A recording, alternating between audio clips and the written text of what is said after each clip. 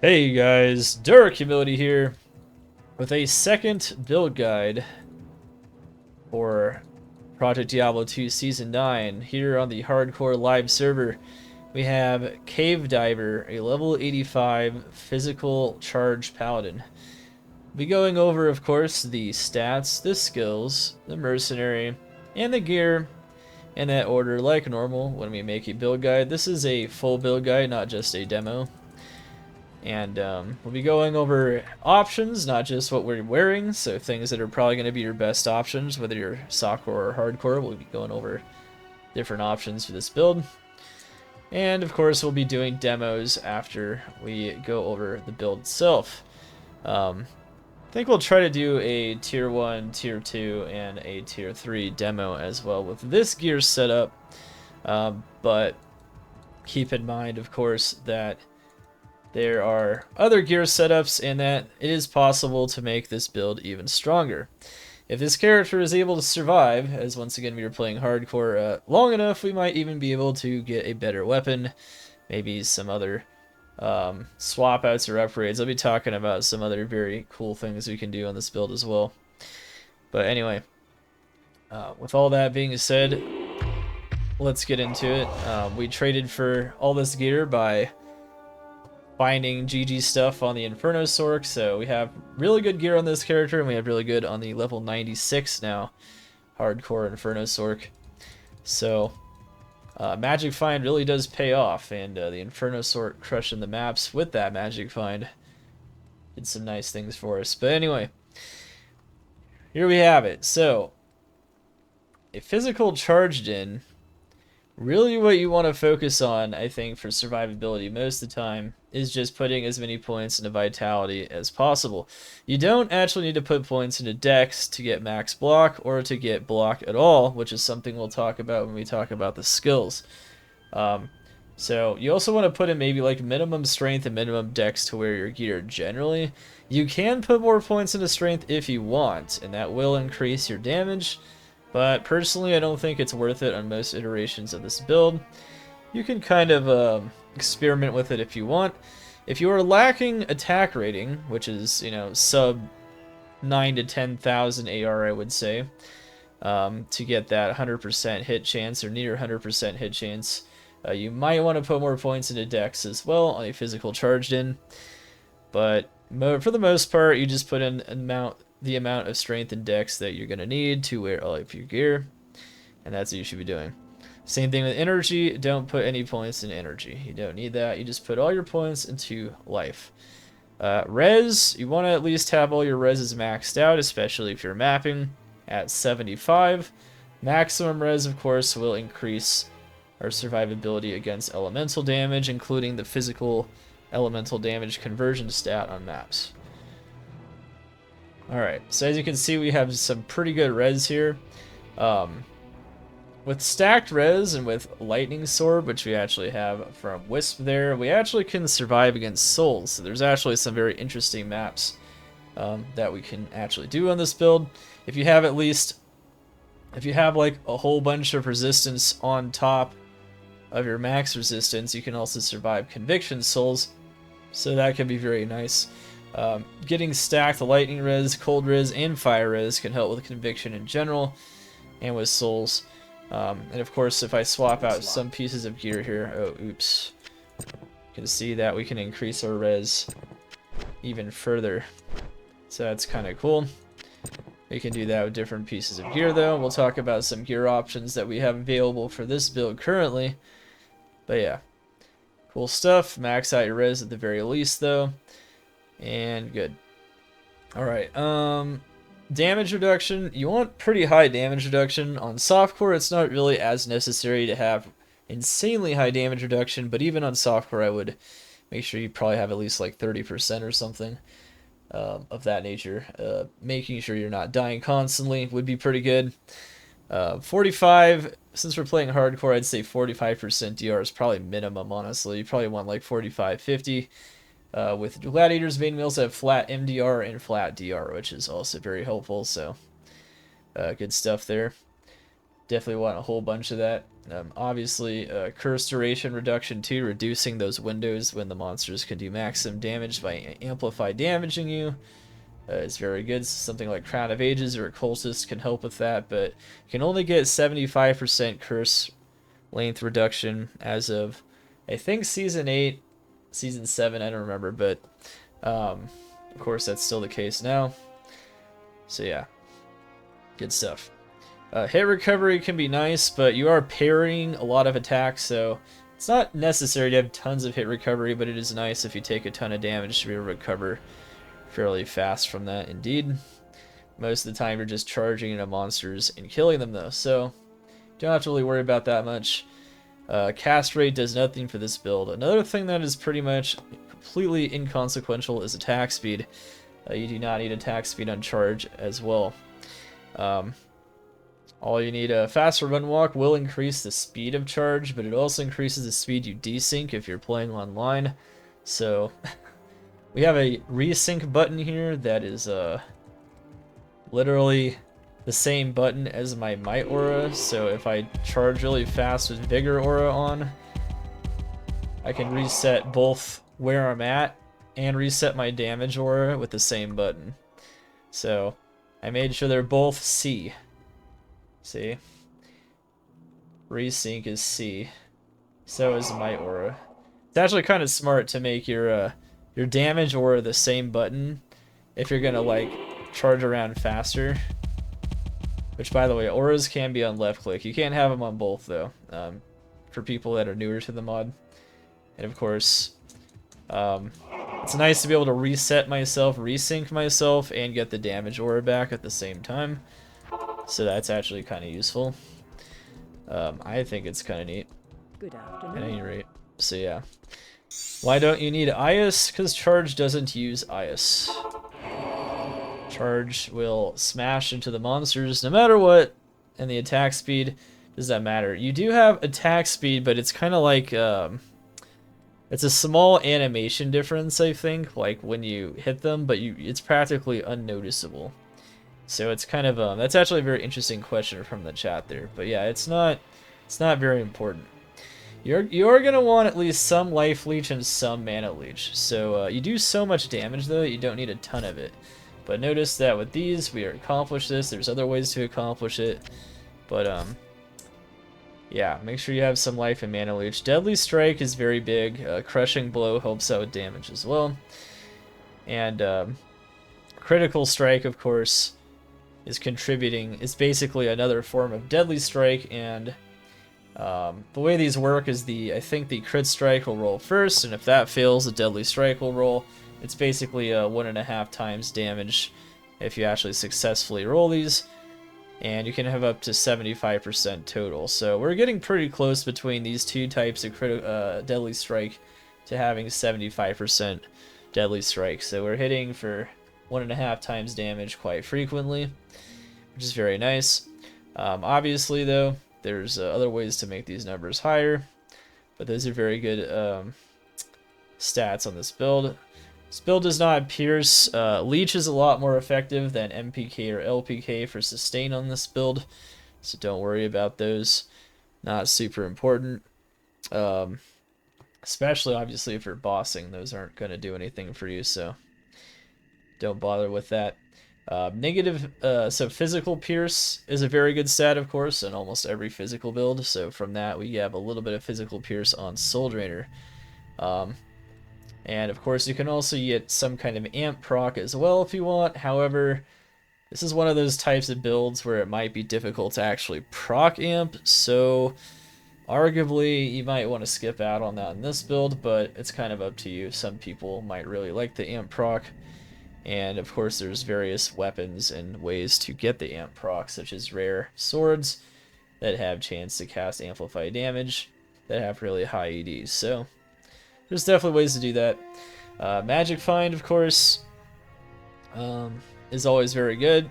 I like to have like at least base 100 so that the maps increase it to an amount where you're going to actually find stuff. But going all the way up to base 300, I think you find some pretty solid benefit if you're trying to find loot, if that's a primary goal here. But yeah, you don't really have to worry about attack speed, you don't have to worry about cast rate. It's pretty immune from the effects of things like that. Decrepify, of course, though, doesn't only slow down your cast rate, it will slow down your movement speed. So it might still be advisable to avoid Decrepify maps just for that reason. And of course, it will slow down the animation of things like Joust as well, so that's not good. Alright, let's see.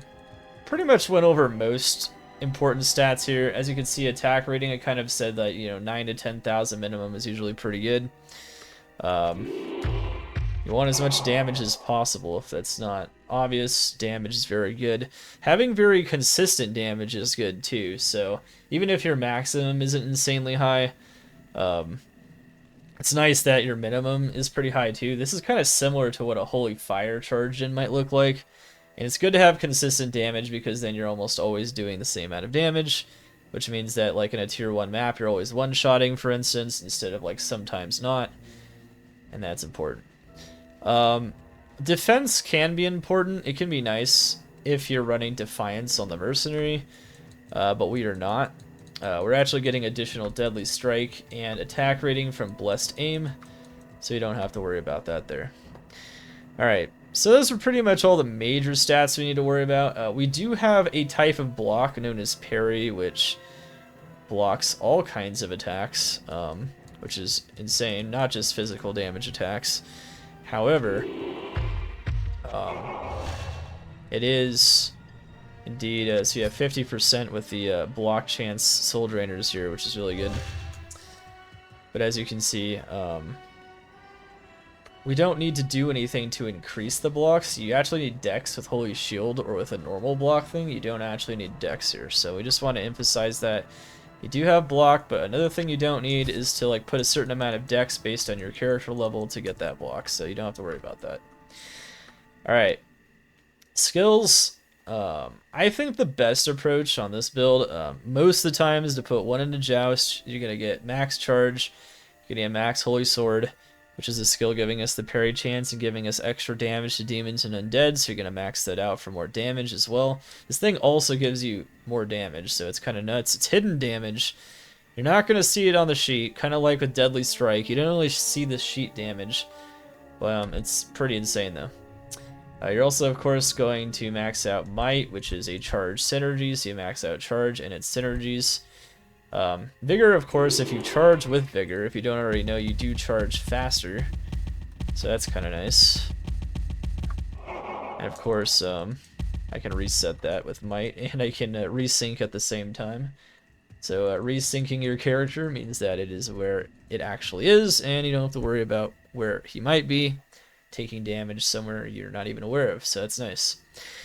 And then the rest of your points, so I'm only 85 as you can see in this video. We just leveled him up pretty much and geared him up not too long ago. But the rest of your points, you have some options. You could reduce the cooldown on Joust and you can increase the damage on it.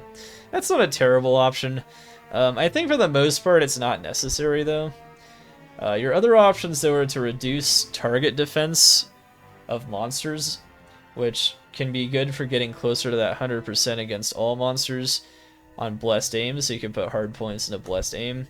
And then your other options are to max out your res. So these reses are just from a corruption, but I would say like getting like 80 to 85 maximum light and cold res can make you even tankier in most situations.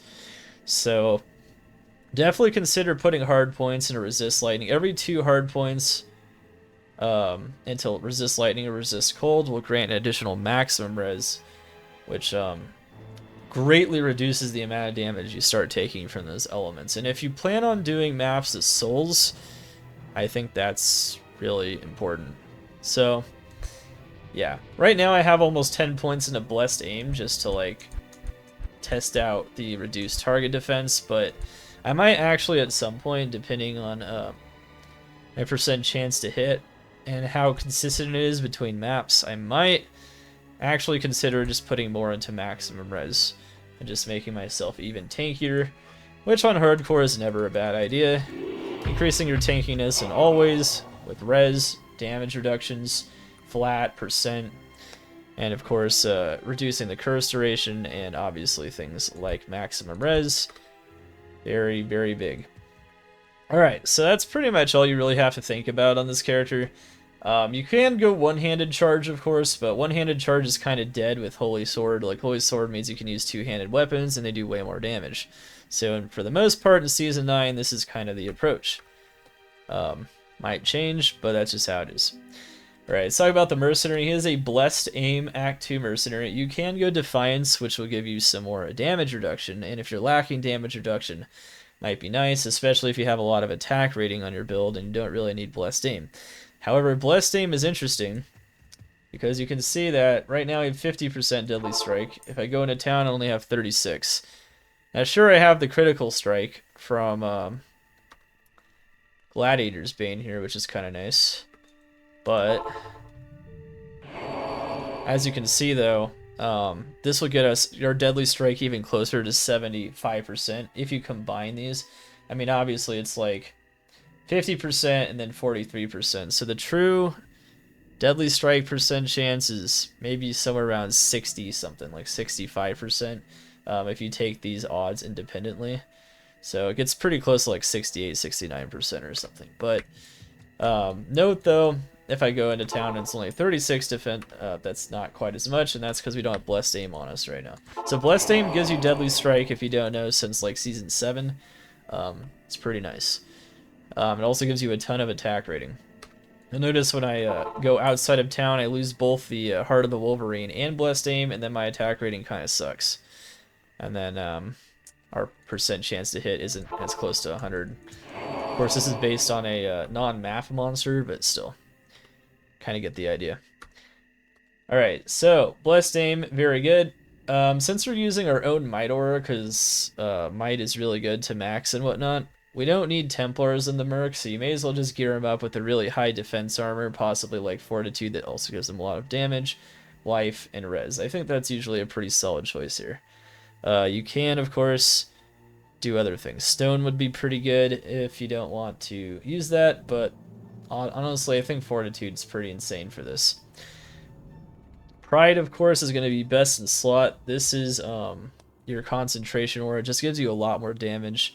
We're getting about like 2 to 3k more damage with this. We rolled a 19. It's pretty good. And obviously rolling an F, 4-socketed elite weapon of some kind. Faster weapons are generally better, but slower weapons do more average damage, and if you have a lot of attack speed, you might want to consider a slower weapon, so it doesn't really matter the exact base, but yeah, I think we actually had some ED on this too, so yeah, we have like 5%, so it's a pretty decent base. It's okay. Probably definitely one of those damage ores. You won't have Fanaticism on this build, but since you don't need attack speed, which is one of the main components of what Fanaticism gives you, it's not super important. So you're going to use native Might Aura for the most part. It is possible to get Fanaticism in some way, shape, or form, but that's difficult. Especially, you end up, like, you might be able to use, like, Fanaticism as a native aura, for instance, use Templars in the Merc, and then Pride, but then it's your Might Aura, of course, on the armor is going to be a lot less than the Might Aura here. This is 26 versus 8, which is possible in Templars and Might. That's a big difference. So honestly, I don't think it's worth using 20 skill points that you have to spend on top of maxing out Might as a synergy for charge already, to then, you know, 20 skill points you have to take away from defensive or offensive capabilities. Well, not offense, mostly just defensive and, you know, attack rating capabilities, whatever. To then, like, get an extra aura, which really is giving you probably very similar damage because you're losing so much damage from a much lower Might Aura. So, it's, you could do that, but it's not really that great. I mean, you can definitely try it. You might actually prefer it. Maybe you're having attack rating problems and want Fanaticism on top of Might and Pride. I don't know. But I think for the most part, this is probably the most meta approach, so yeah. Yeah, Merc Might is awful because it gives less to party as well. That's right. So like this is also very good for increasing party damage as well. Just having your own Might Aura is going to be a lot better, I think, for the most part. And obviously Fanaticism Aura does not contribute as much to damage. It's kind of like a hybrid between damage and attack speed. So it's not really going to make up for that for the most part. Anyway.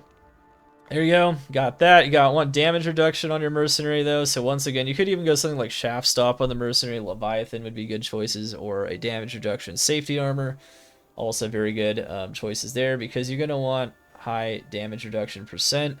You're also going to want to make sure the Mercenary has max res, Life Leech somewhere, attack speed is also good. One thing we currently can't put on him because of the strength requirement of the armor is this, but once we level him up, the plan is to put on the Lava Gouts, which gives him even more attack speed. He still has Life Leech with the string, and then he'll give an Enchant Fire, so that'll enchant me and also give me more attack rating. So, and I'll also give him maximum fire res. So, yeah, Drax isn't bad though, so Drax will be here for now. Also, Marowak Zips cannot be frozen, as giving us strength as well, so you can wear Fortitude. But for the most part, these don't matter too much. Cannot be frozen is nice somewhere on the Merc if you can get it, or at least half freeze duration, or at least 2 sources of half freeze duration, which now equals CBF as of Season 9. And then, yeah, from there. But getting Enchant, though, getting him to give you Enchant every once in a while, though, is very nice, though, so that's actually kind of cool. Also Enchant Summons, of course, if you're a summon user. So, very good stuff. Alright. Now it's time to talk about our gear. Our gear, the main gear. So the weapon, really, you know, as most physical damage builds work in PD2, you just want really as much damage as possible. This thing has very high consistent minimum and maximum damage, so that's very nice. It also gives us maximum life and Life Leech, and Weaken on Striking, which are all great stats for hardcore, because you're going to make the monsters weaker as well. And if you see a dangerous pack, you can joust into it, weaken the pack in a lot of cases, or at least kill it instantly, and avoid the damage by jousting directly into it and killing it. Kind of contradictory, you actually want to get right into those dangerous monsters instead of charging headlong into it, because that'll give them minimal chance to damage you. So that's going to be very important. One thing to note, of course, here is that obviously, like, this thing could be a lot better. You could have an ED corruption of some kind, and it will get even more enhanced damage, and our damage should be even higher. So this is not the best possible weapon you can have. I'd say this is a very good choice for hardcore, but it's not the best possible one. You could have an even better Doombringer, but you could also have an Ethereal Grandfather. I would say your main choices are some kind of insane rare crafted weapon with really high ED, like 300 plus starting, and then on top of the corruption, on top of putting more things into it, like Ohm Runes or ED Jewels.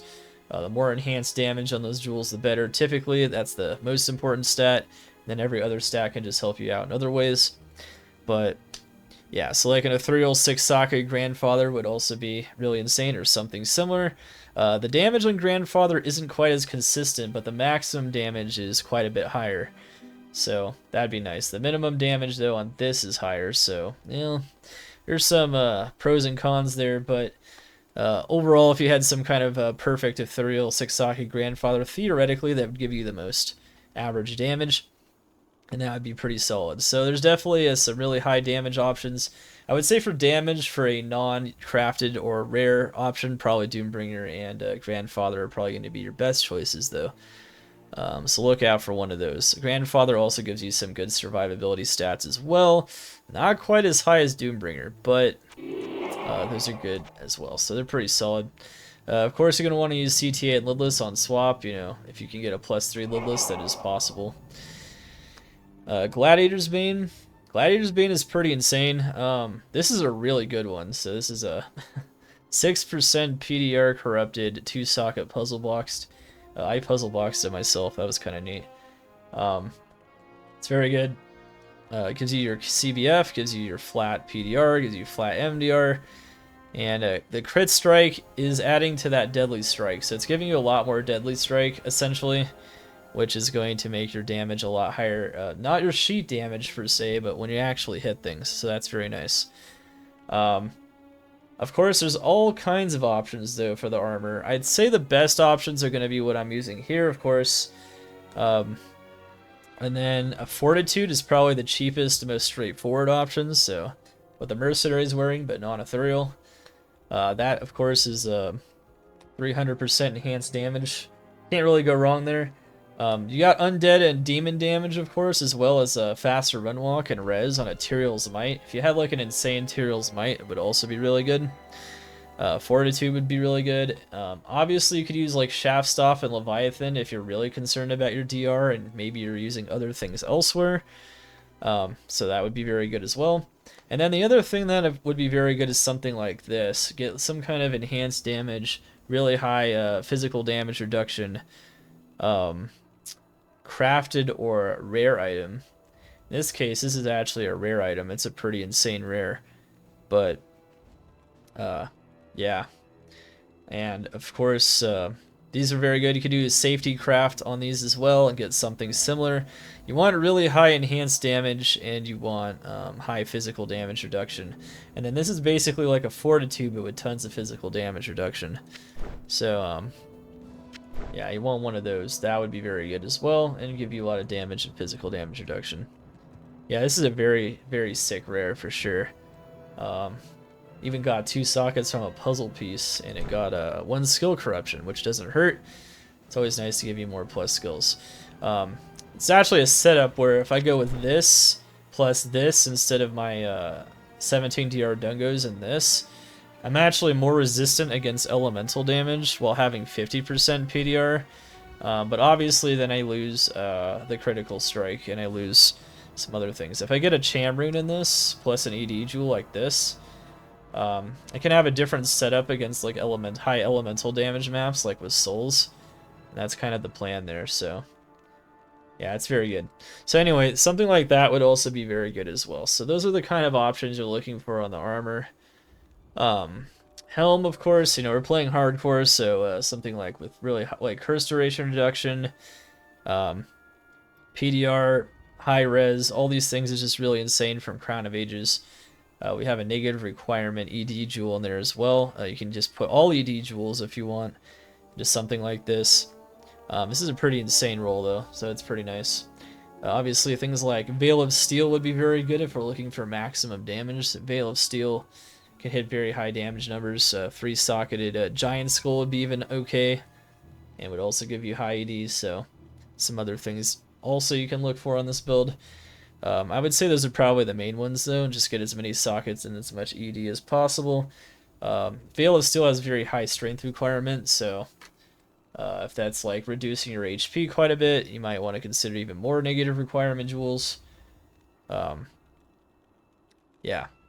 But for the most part, that's pretty much what you're looking for there. So on the helm, those are the kinds of options you're looking for. Amulet, I can really only see like 3 different amulets being good on this build. This is one of them. Obviously, this is going to give you Deadly Strike. You don't really need the attack speed, but it's nice. And then you get a skill, get Lightning Res, and this one has maximum wall res, which is very nice for survivability. Very good for bossing too, which is kind of cool. Things like Rathma, Declone, Ubers, whatever. Uber Ancients. It's very nice, Amy. But the other 2 options I would go with would be Saracens. Saracens has a lot of ED and attributes and all res, and it gives you enhanced damage straight up. Obviously, you can go with enhanced damage corruption on the High Lords as well if you want something less defensive. And of course, you can go with Metal Grid. Metal Grid is really good too. Now, the Golem probably won't survive because you don't really have summons to protect him, and he'll get like left behind and stuff. Even the Mercenary has problems surviving, so I don't really know about using the Golem. But even the Golem as upgraded in the recent season is maybe a little bit sketch. However, the attack rating and the res granted by Metal Grid are pretty insane. And if you go like Defiance on the Mercenary, Metal Grid even gives a lot of defense as well. So that maybe if you go Defiance on the Mercenary, you could use Metal Grid. And that'd also be a pretty good choice. Gloves, you pretty much have like two options in my mind. You have steel rends or soul drainers. So steel rend is going to give you a ton of enhanced damage. It gives you crushing blow, which is really good. But if you want to get your dual leech from some kind of source and you don't want like leech corruptions on something, and you also want negative physical res, which is a huge stat, soul drainers is going to do that as well. So soul drainers or steel rend, that's pretty much the main two things I would use. You can also use like a blood fist, I guess, if you want more life. It's definitely something you could also use, like a double up blood fist. It's not a terrible option. I think for the most part though, that's kind of what I would stick to though on this build. Something that's going to give you just straight up more damage, or something that's going to give you more negative res, negative physical res and dual leech. So that's what I would do there. That's what I would do there. You're going to need at least one wisp projector ideally on this build. Obviously, you don't need more than one, but you're going to need one somewhere. It's going to give you, of course, a lot of attack rating, and it gives you more damage with Heart of the Wolverine, so it's pretty big. And of course, if you're going to do any soul maps at all, definitely make sure you get that lightning absorb.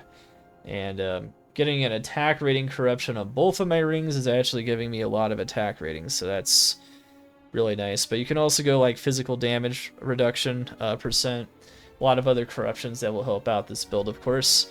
Getting maybe more magic find, not a bad thing, but you definitely want the Heart of the Wolverine though. Now this ring, there's definitely some, depending on your armor and some other things, there's a lot of different things you might want here. You might want Raven Frost, which gives a lot of attack rating and then also gives Cannot Be Frozen.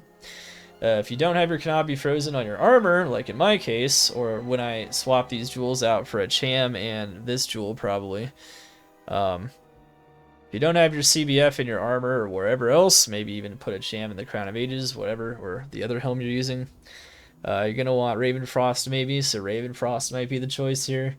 But since we do have that, physical damage reduction is kind of more needed on my build because we don't have something like Shaft or Leviathan here. So instead, I went BK Set Ring, which is also very solid. And of course, this stacks the light res even higher, so how could that be a bad thing? It's always nice to stack your light res even higher, so that's good. And then of course, enhanced damage, which is a great stat as well. Has even base 100 attack rating, so it's not bad in the attack rating department either. Now you can also go, there's definitely a bunch of things we could do here. You could also get your life leech and your mana leech as well from the corruptions on the rings, which is probably where you would get it if you weren't using soul drainers. You could even use like a dual leech rare ring with high AR, or just like minimum maximum damage, so you can do that as well. It's definitely a bunch of different things you could do here. You could use, like, depending on Uber bosses you're fighting, you could use like Dwarf Star for fire absorb as well. Life, things of that nature. So there's definitely some real options with the rings. But one of the rings has to be Wisp Projector, I think, because it's just too good. But the other ring, probably just whatever the heck you want. And then Gore Riders. Kind of whatever you want, whatever you need, based on the stats I talked about in the beginning. And then Gore Riders, I think, pretty much is best in slot. The only other thing I'd probably use here would be War Travelers. War Travelers gives you some minimum maximum damage, and it gives you MF. However, Deadly Strike and Crushing Blow are pretty big on a build that does so much minimum maximum damage anyway. So you really want those damage multipliers. Also, of course, good fast run walk and all these other nice stats as well. And I got a PDR corrupted one, so we're hitting 45 DR in this current setup. We'd hit 50 DR with the with this setup using this armor as well. So you can see here that if I use these two, which are like more elemental focused, I get 50% DR. So 50% is max. In general, you want to shoot for that if you can, and it's pretty good. Goblin Toes would also be good, actually, as a budget option. That's a good point. Goblin Toes are actually pretty solid. Goblin Toes give ED and Crushing Blow as well. So, yeah, it's not bad, but I definitely think Gore Riders are definitely what you're probably mostly going to be looking for in the end game on this. Because you're doing so much damage, you want those multipliers. It's pretty big, I think. And then we have max AR life GCs, which are what's going to maximize your damage the most. You can also go P-combs if you want to like raise your parry chance as well. But with more skills, it's really hard to raise that a little bit. But you can if you want. Block chance corruptions do increase the parry chance, so that's actually something interesting to note on this build. One other thing I didn't talk about when I talked about all the gears, one thing you can do is you can get increased chance of blocking corruptions and everything. And you'll notice here that if I take this off, I lose 2 parry chance. So for every 10% blocking, you get 2% more chance. So if I had 10% here and 10% here, and those are the kind of corruptions I went for, and then I even got like 10% here, I have like 58%. Parry is really broken when it comes to defensive capability. And then another thing you could use, of course, is like Steel Shade. Steel Shade, I think, has 20% on it as well. And then you could also use a weapon called Sword Guard, and if you double upgrade it, or upgrade it, it has a pretty solid amount of damage, and it has 40% chance of blocking.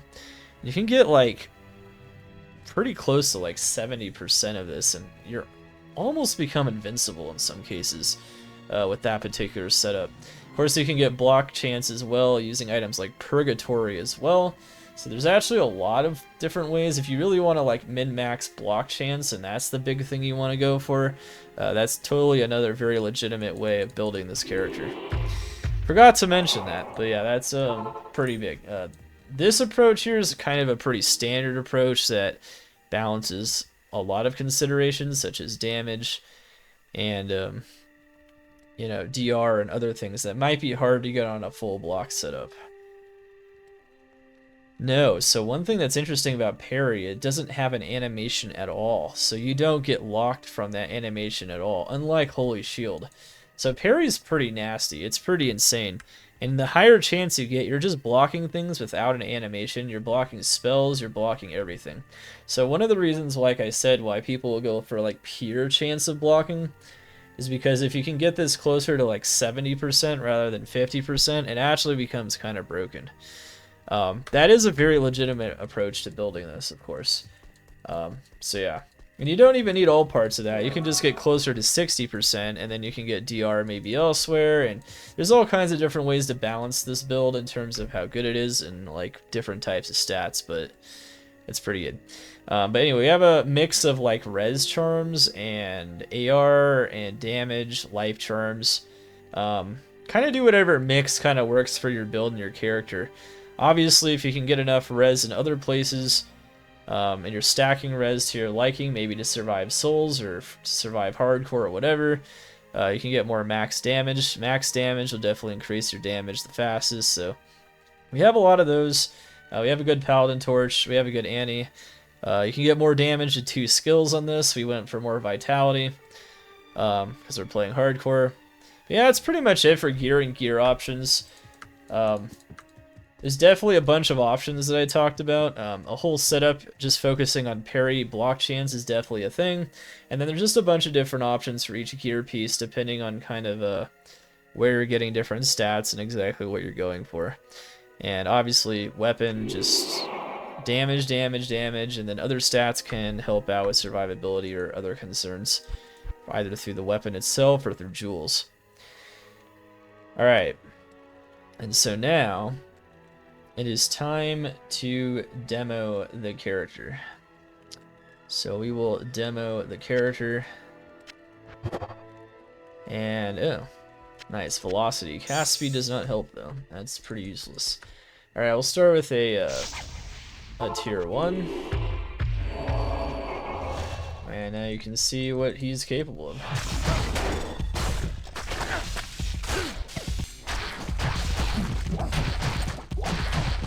My DR is 45%. I could put a burr instead of one of the IS, but my MF is so low I kind of wanted to get a bit more MF. You know, once again, MF is another stat you can kind of like throw everywhere if you want. It's just kind of up to, that's definitely a preference thing for sure, so.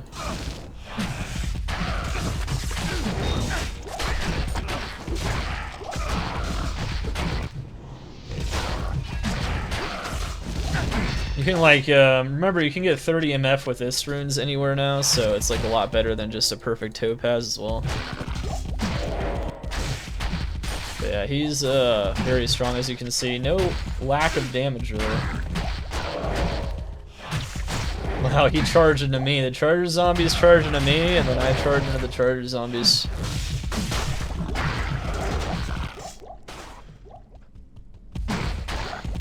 So the monsters are such high level.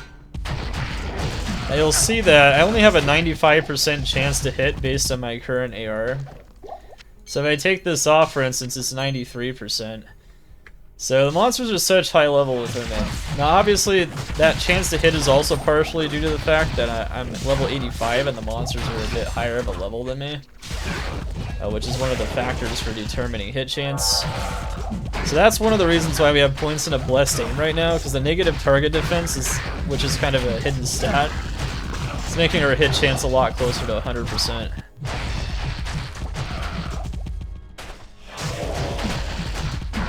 You can use Joust, of course, to get ahead. You can use Joust to jump into dangerous monsters. I resynced there so I hit the monsters because I noticed I wasn't hitting them. If you're playing online, you definitely got to worry about desync. Desync is difficult to deal with sometimes. And I'd say on a charger, you could fortify your maps, but it does the density a bit better, and you get more of those one-shots, which I think a lot of people are more looking for on this build. So no matter how you really decide to build it, I talked about a bunch of different options, but if anything, I think it's pretty solid no matter how you do it here. They fixed almost all the charge bugs, which is something I should mention. So you'll notice we don't get locked up under like any conditions anymore. I haven't gotten charge locked once since playing this character. Now I know he's like still a pretty low level, so that doesn't really say much. But I haven't even been charge locked once. If you do get charge locked though, the standard procedure is to weapon swap and it will fix it. Or if you're on hardcore and you panic, you can save and exit, but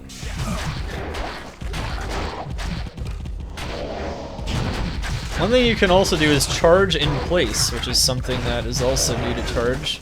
They fixed all the charge bugs, and instead of regular attacking in place, you also charge in place. So you're still doing maximum damage.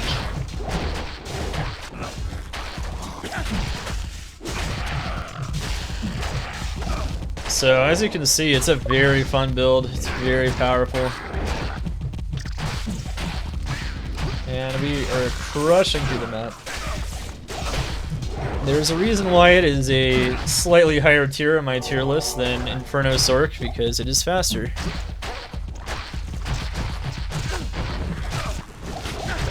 I just like it because it's fun though.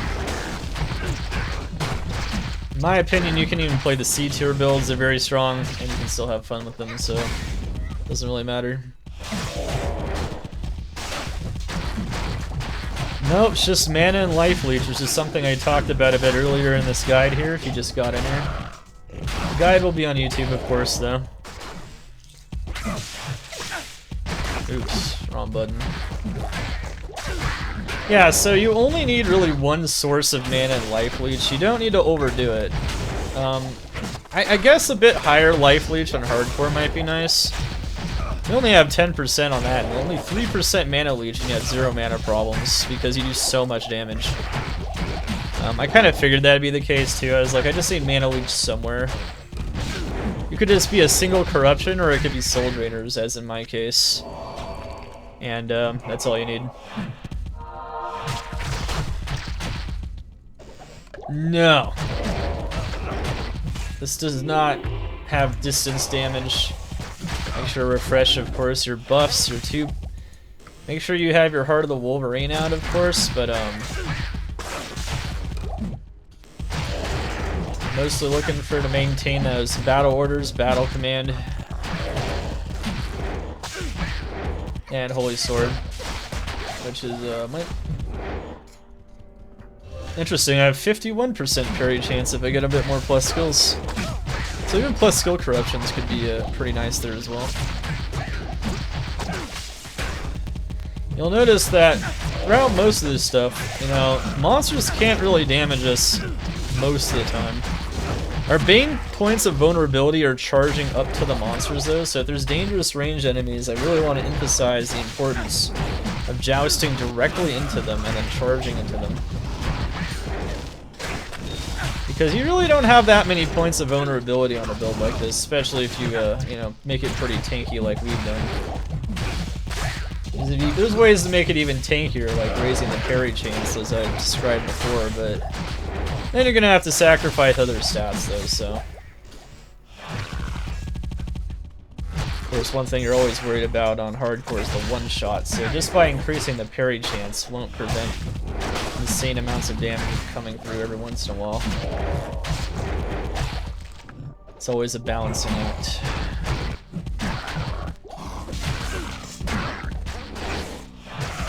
Kind of like with life and mana on energy shield, you know, it's different defensive stats that may or may not matter here. But yes, we have block on a two-handed sword. Yes, the charge bugs are fixed, and yes, charge is insanely strong. Alright, so yeah, there you go, there's a tier 1 map. Pretty simple, right? Honestly, for a tier 1 map, I felt very safe in tier 1 maps, so like, with a build like this, you pretty much have zero risk of dying in a tier 1 map. However, as we all know, in a much higher tier map, you obviously will have all kinds of risks in a tier 2 or a tier 3 especially, such as with really strong ranged enemies in particular. Alright. Let's see, what tier 2 map would be pretty nice to demo here? Looks like most of the maps are made for either tier 1 or tier 3 actually. There's a bunch of tier 2 maps that are kind of whatever on this build, I would say, that, you know, they might be okay, but, you know, there's Decrepified or some other problem. I guess we'll just go Ancestral Trial to demo a tier 2 map. I think that's pretty good. Oh man, that is insane density. Holy moly moly. Some wild stuff. Let's standard it for fun too. There's no really strong element damage though. Is there a one-handed shield version of this physical charge? It's like I said before, the damage you get from a two-handed weapon is so much higher than a one-handed weapon that because of the power of parry, you don't usually want to do that. It's just not very effective. You're probably almost always, at least in this season and beyond, you're probably much better off going two-handed. And of course, another thing to emphasize is you can only do two-handed swords. That's why I talked about Grandfather and Doombringer.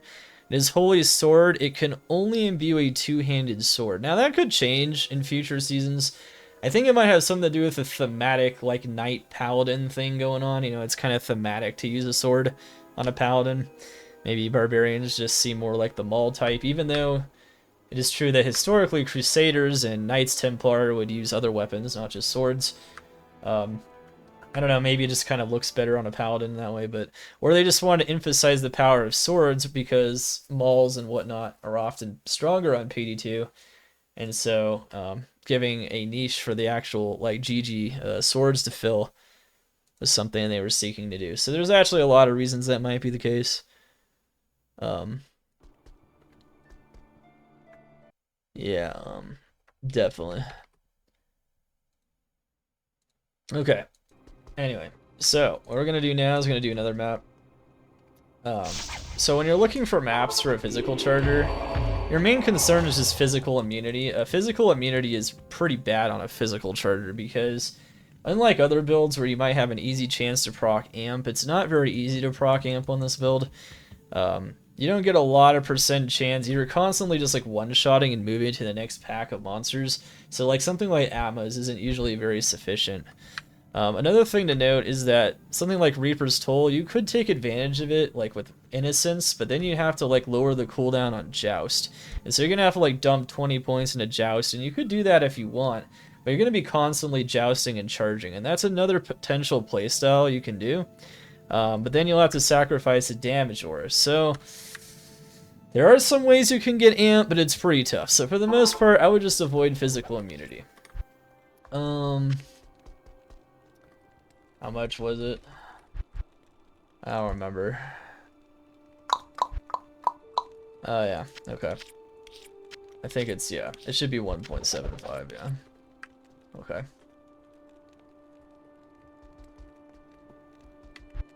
Looks like we're doing some trades real quick before this demo. Whatever. Alright, anyway. So this is a Chamron that we're actually going to put into this armor so that I can use it and have CBF and not have to swap out all the other pieces of gear. And then have 50 DR. I'll have 200 ED instead of 247 though, so with 19 PDR, so that's not bad. And of course it has res as well, so that's just, it's just nice. Got a skill. It's got a skill! See, Steel Shade here is an option on this build. 20% chance of blocking, that's 4% parry. You get 20% of the effect from it.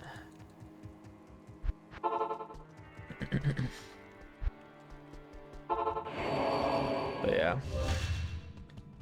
It's not bad. Not bad at all.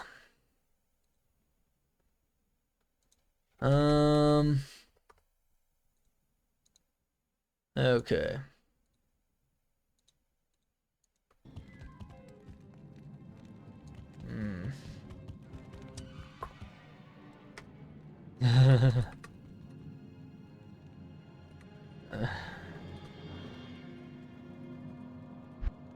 He's not leaving.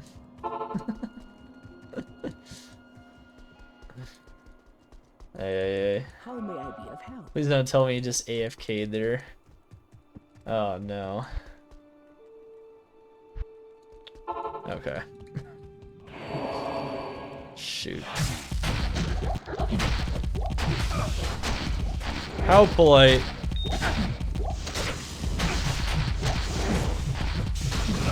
So you notice that weekend is kind of nice. Oh nice, a unique map.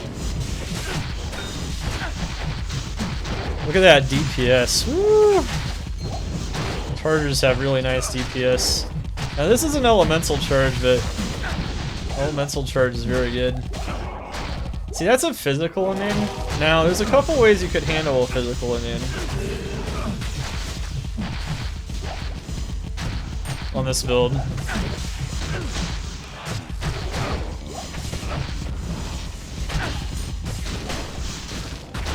Let's see here. I'll show you one way to handle it. So you could just ignore him, of course. But you can also swap to your CTA and then use Battle Cry, like I just did there, and that will usually take care of the physical immunity. We'll still have a really crap ton of high physical resistance, but because we do so much damage, as long as we break their immunity, in most cases they'll just die. So another thing you really want to be careful of on this build is we do rely on leech for our sustain. So if you're hitting skeletons, you can't leech off of undead enemies. Undead enemies are just unleechable. There's a lot of unleechable enemies, like skeletons particularly. If you're hitting a lot of skeletons, you might die. Another thing to note is that you can pot mid-charge as of Season 9. So that's pretty much the only reason I made one of these on hardcore, because otherwise, I don't know if I'd feel comfortable with playing hardcore with a build that could just die mid-charge and you can't do anything about it. So that's kind of an interesting thing as well. So I can pot while I'm charging. You can see I just did right there, even though I'm in the charge animation. And you can pot as well. So like, charges receive so many quality of life buffs.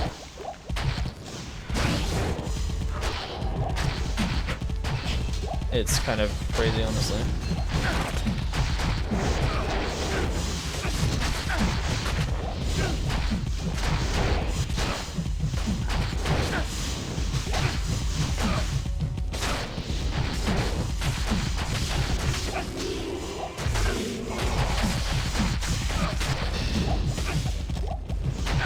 I could just do that. Alright, we did level up, of course. We're such a low level that I'm gonna be leveling up quite a bit. It's a tier 2 map, so makes sense. Monsters are like 88 minimum. Monsters are a higher level than me.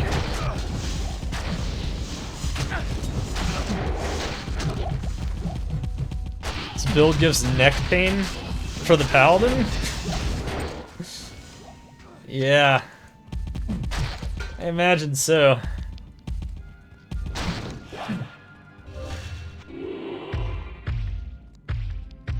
Also, one thing to watch out for is sometimes when you switch to your CTA, you'll lose your Holy Sword. You really gotta watch that, actually.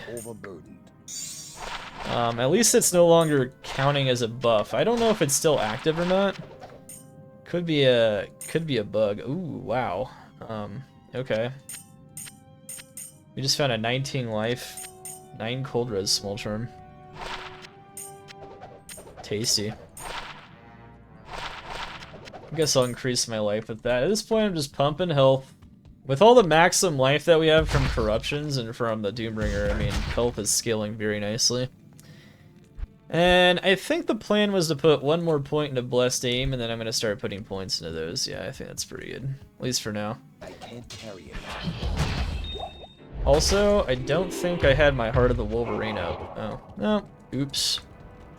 Made some mistakes, it seems. Well, that's alright.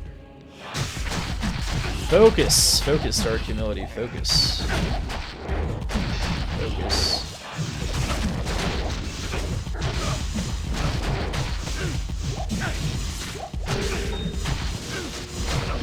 Look at this density. Holy moly. Almost a 250 density map using the new system.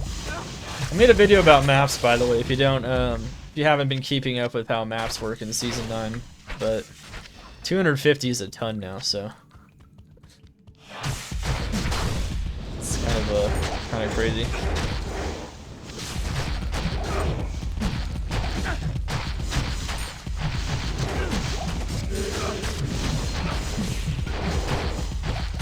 And you'll notice that with 50% curse length reduction, we don't stay amped for that long. So that's kind of nice.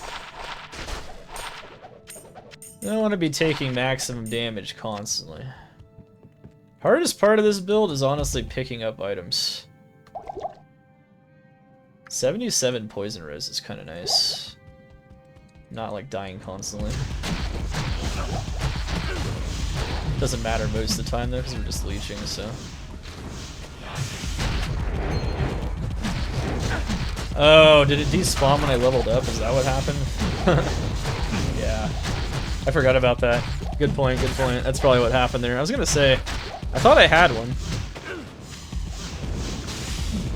I don't think I forgot the Heart of the Wolverine. It just despawned when I leveled up. It's a weird thing to despawn too, because it's like item dependent. It's not even skill dependent. It's very weird. I feel like that's something maybe they could fix if they wanted to.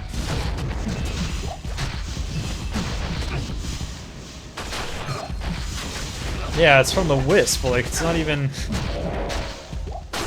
It's not even like Like I could more understand like golems disappearing, for instance. On like a necromancer, for instance. As an example, of course.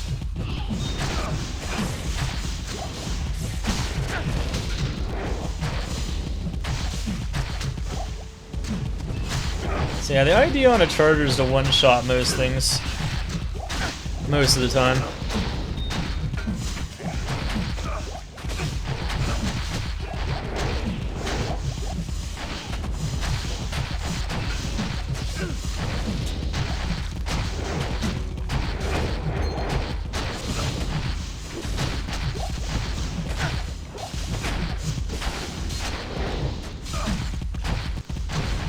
You don't need to resync most of the time if you're like constantly running into monsters too, so like something that's this dense is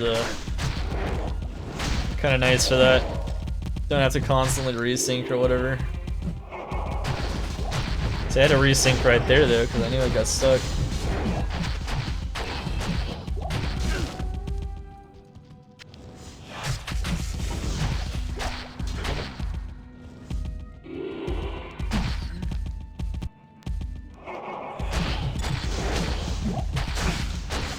Switch to Vigor to charge faster, and then I can resync with C, and switch back to my Might Aura with one button.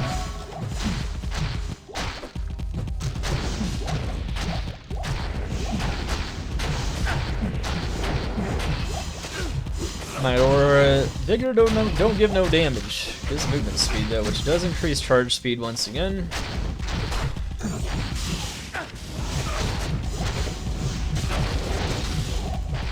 Yeah, you can do 4 maps. I don't think they're necessarily better on this build, though. But physical builds do tend to do pretty well in 4 maps, though. I'd be a bit worried on hardcore, though, because of the 20% increased damage. And how I have to charge into them. I don't know, that might get me killed. It's kind of hard to say, though.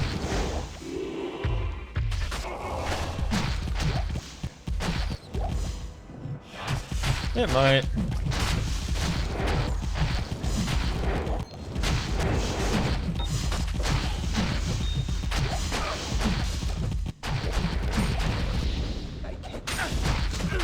See, Elemental Charge I think is a little bit better for mapping, but this character is versatile, kind of like the Infernosaurk is. Very versatile character. People use two-handed chargers to do Declone and Rathma. Obviously, they'll need the maximum reses and minimum reses to do that. But it's a very common build that's used for all kinds of things. And the Bowman in Season 9. It could be nerfed in future seasons, but I don't know. I mean, there's things that are stronger for mapping than this, I'll say that much. Plenty of things. They might nerf it for the sake of Rathma, though, in Declone, because it's one of the better builds for sure for that. They don't like builds when they become like OP for Declone and Rathma, so. The fact that you can just charge into it over and over is pretty, it's insane damage. Forgot charge is good AoE. Yeah, it's all that melee splash that they add in PD2.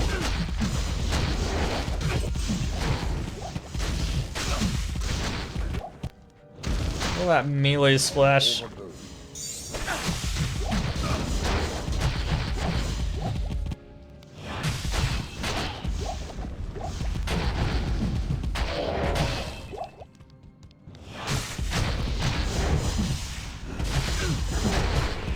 X-Fire.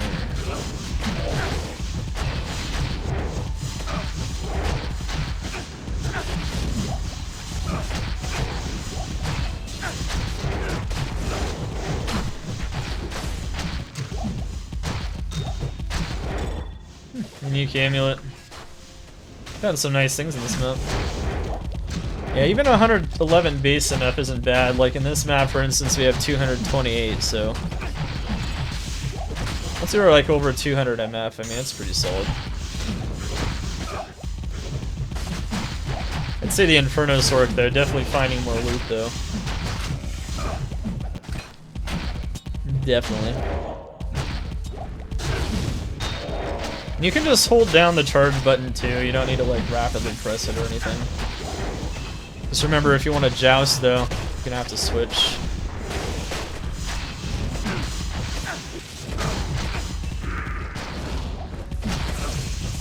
It's like the boss. You know, Decrypt doesn't seem to be affecting my speed as much as I thought it would. Maybe River would still be a pretty good map, actually. It's actually something that I haven't really fully tested, but there you go. It's pretty fun.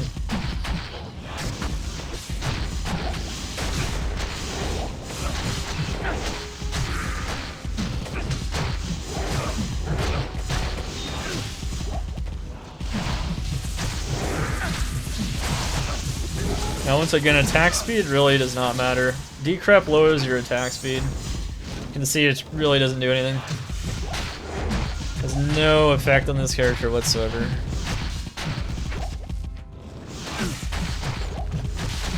The only reason why I'd have attack speed jewel in my gladiator's vein instead of 2 for instance right now, or like 15 res ED jewels, or not ED, max damage jewels, or like all res rare jewels with ED, is because I also used it on my Infernosaurus Merc for more attack speed. The 15 attack speed all res jewel is what it is. So it's like it's kind of almost like a second rune. I don't really need the res in most scenarios on this build, so I just kind of left it there. That's the reason why we have attack speed there. Don't really need it though. Don't do much.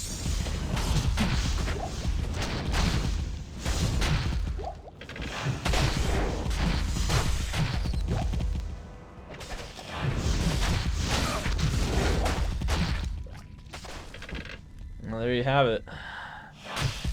Tier 2 map. Alright, Cave Diver. It's 86.5. Wow, we almost got like a whole level there. Good day.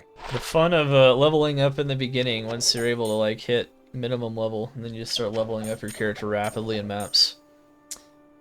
Aw, my Hemoke though. Ugh. Tragedy.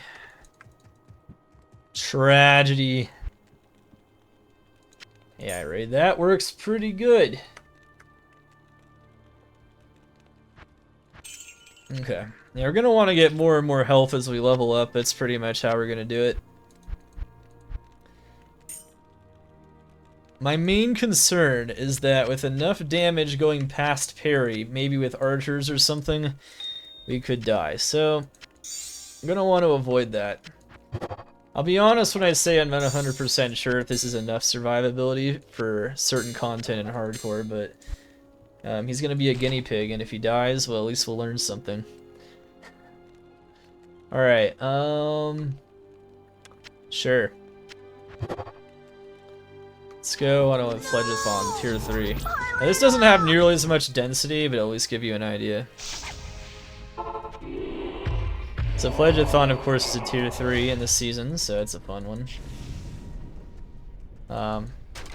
Phlegethon's not good on our Infernosaur, but it's good on this character. No physical immunes.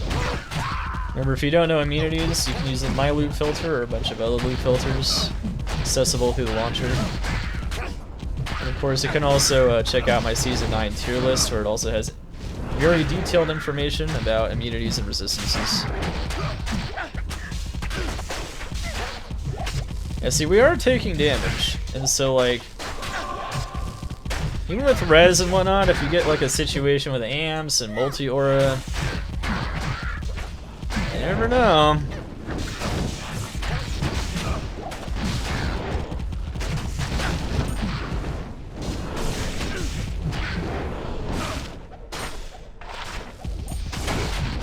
I'm not going to demo it in this video, but I think I also want to test some maneuvers, though. Might make a separate video for that. That could be fun.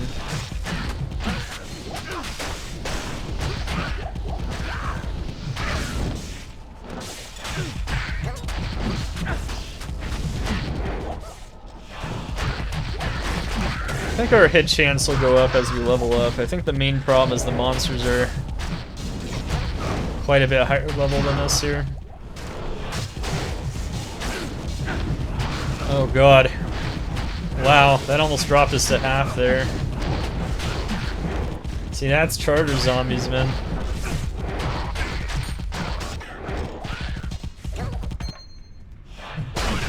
That is dangerous stuff.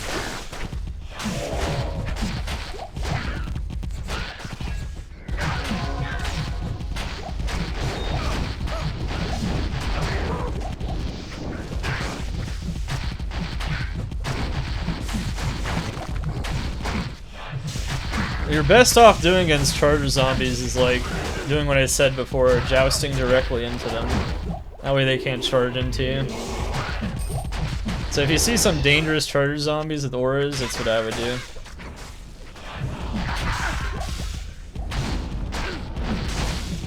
Yikes, dude. Holy crap. Yeah, I don't know.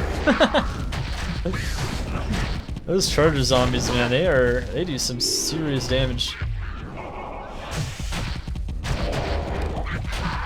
That is some nutty stuff. And see, that's one of the things I kind of wanted to see with this character too. Might want to amp up the survivability even higher. At the very least, make sure we're jousting into them.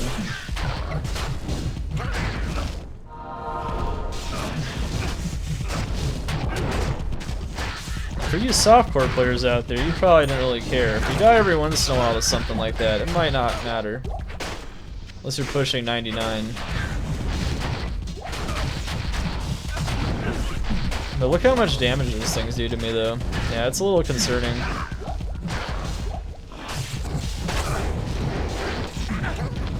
I think with auras and amp damage, I think they could kill me.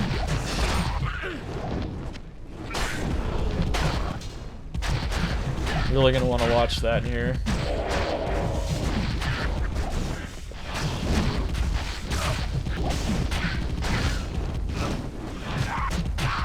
Yeah, charge zombies just do so much damage. Alright. I think with that much damage they're doing already, I think it's definitely feasible they could kill me. And the other thing about charger zombies is they go through things like block, and I think they even go through parry as well, so... yeah, that's definitely something concerning there.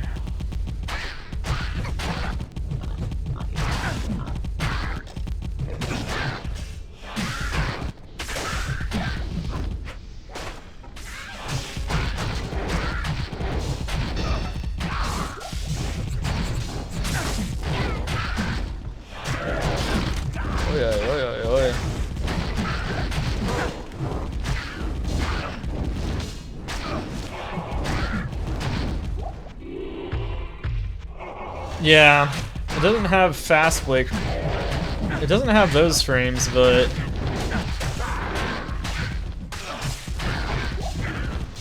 I think the main concern though is like I think the charger zombies though go through the block though. You know what I mean? It's something that they do on normal block, for instance. It's their charge can go through it. So if you give them enough damage.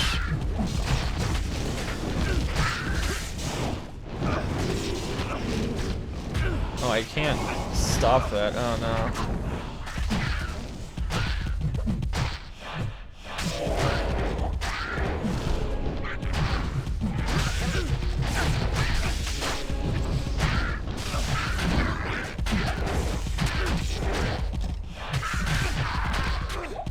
That's a one. You actually cannot. He has so much physical res I can't use CTA against him. Oh, we don't have Holy Sword Rip.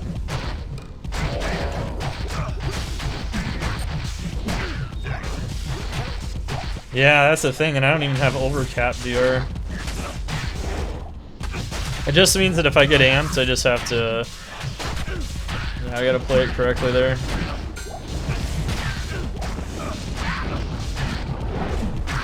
You could overcap DR, of course, so that, like, if they amp you,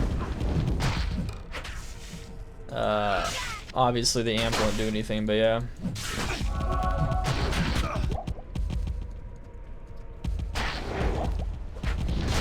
The thing about archers, though, is at least you can block them, I think. I think the problem with the chargers is that they go through the block. Which I think very important to know.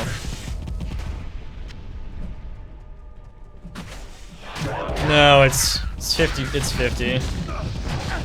Yeah, see, the chargers are hitting me every time with charge, at least. Yeah, that confirms what I already thought.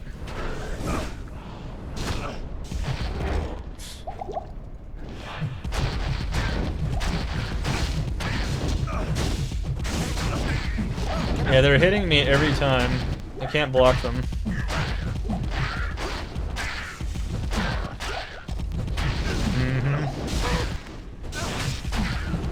It's definitely a very dangerous type of monster I need to watch out for.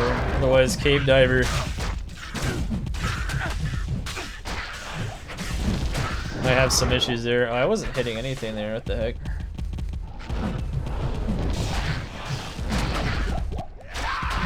Otherwise, Cave Diver's gonna run out of oxygen pretty fast here.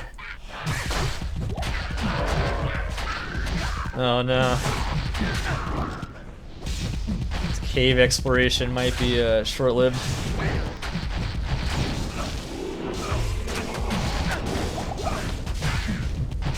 Jesus. Yeah, some of these physical immunes. This map might not be a good one, honestly. I thought it might be good, but I forgot about the charger zombies. I mean, sure, there's no inherent physical immunes, but there's physical immunes you can't break. And they do a lot of damage, too. And then on top of that, you got monsters that can literally go through your block. Like, that's pretty sketchy.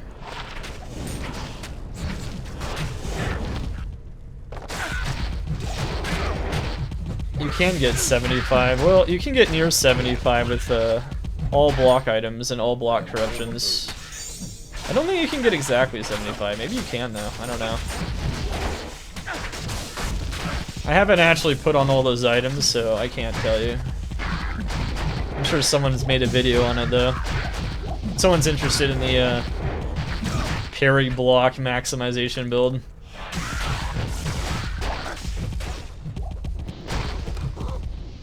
Which I'm sure some people might be.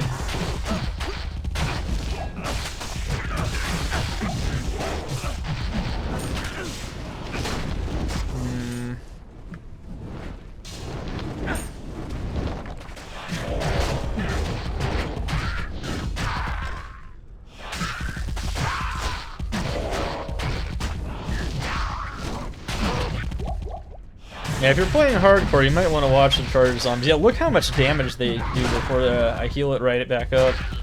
That's insane. And I can't block it. See, in those cases, it'd be better just to have, like, more maximum luck. Now, obviously, if I parry into some dangerous chargers, it wouldn't be that bad.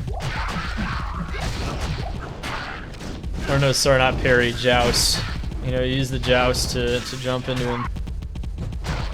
Because then they can't use charge and I'm in melee range. But the second I'm not in range, like look how much damage they can do there. And if they're already in their charge animation like that, they can still hit you. That's pretty concerning, yeah.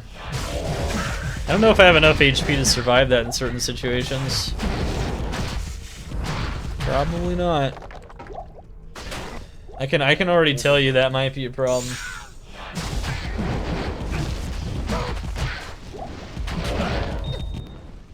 To all you hardcore players out there, keep that in mind. The charger zombies, so the prowling deads, those things there, unholy corpses, whatever. Reanimated horde. Those things can go right through the parry. The parry does not block that thing. And they do a ton of damage, so. As long as they charge. If they don't use their charge, then it's not a big deal. So to mitigate that, make sure you parry into them, or you joust into them before they start the charge animation. So you have to do it from a bit of a distance, but you can do it. Otherwise, just avoid it. Avoid that monster, it will kill you.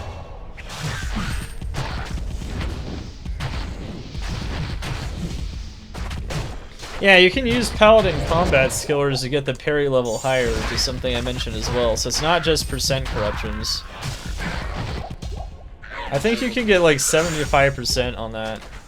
It's theoretically possible.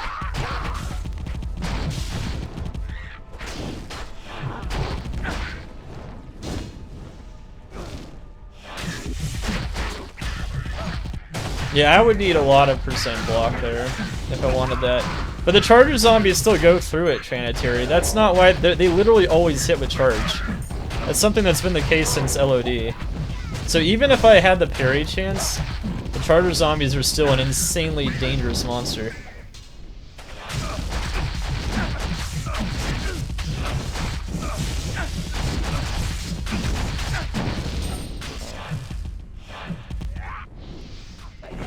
So like, that monster, that attack will go through it no matter what. Now obviously I didn't like min-max for the chance to parry because I was looking for other stats, but yeah. You can 100% do that. So you can focus purely on parry, but it won't save you from that monster. Aw. Do nothing. Sometimes charge is a little bit buggy around obstacles. Yeah, 51 with like DR and, you know, high amounts of HP is fine, I think. But yeah, you still gotta watch it though. Absolutely. Actually, I want these for mortals. Alright, GG. Hopefully you guys enjoyed the guide and demo of the two-handed physical charger. Talked a lot about a lot of concepts and ways that charge has changed over the seasons to become an extremely insane powerhouse skill. I'd say as of Season 9, with all the changes they've made over the last few seasons particularly, charge is insanely good, whether it's physical or elemental. With elemental, I think having, in my opinion, more damage potential, but maybe being worse against bosses.